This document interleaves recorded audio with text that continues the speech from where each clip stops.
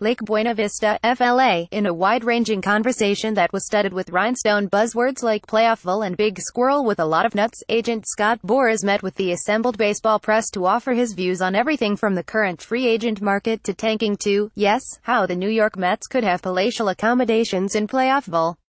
The Mets, he added, just have to decide when to begin construction.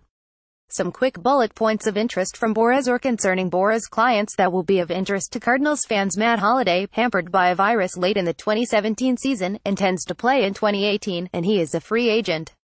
Trevor Rosenthal has received interest from a handful of teams who would like to sign him to a 2-year deal that gives him a salary for 2018 as he recovers from elbow surgery.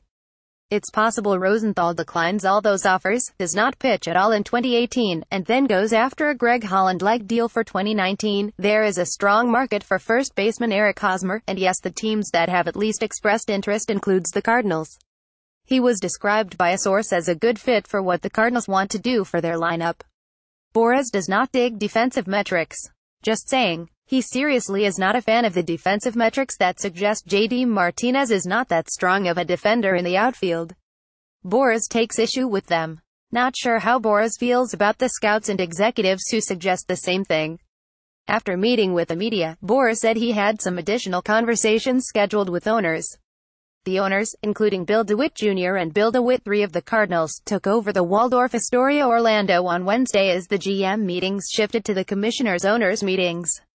The Cardinals front office left the Disney area Wednesday afternoon, and they did so having met with the Marlins about their cavalcade of options, including more information on what the Marlins are trying to get in return for Giancarlo Stanton.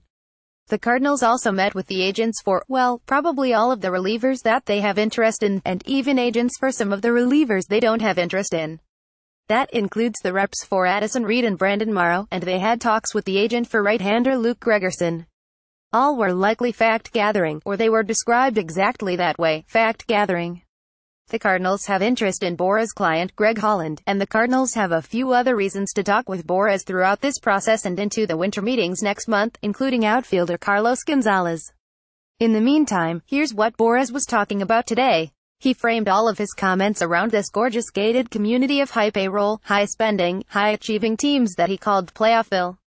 On the Cubs' financial wherewithal to do what they want, this isn't the Windy City, this is the economic hurricane in Chicago with what the Cubs have done. It is something where it is the value of the franchise, the amount of money that is rolling in, the revenues annually and in the future.